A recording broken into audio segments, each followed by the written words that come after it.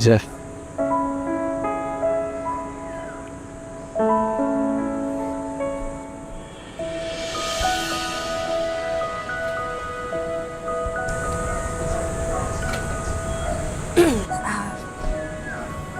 Sean, sorry sa kagabi ah. Hindi ko kasi alam na yun yung gagawin ni Sabrina eh. Jeff, ano ka ba? Kasalanan ko din. Ba't ka nagsusorry? Ako dapat ang mag-sorry.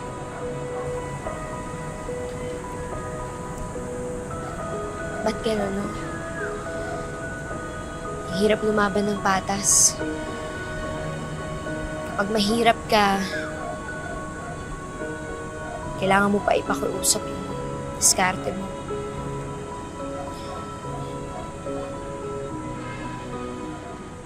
Naisip ko lang na paulit-ulit na akong sinasalo ng iba. Baka ako talaga yung may problema. Baka hindi ko talaga kaya mag-isa.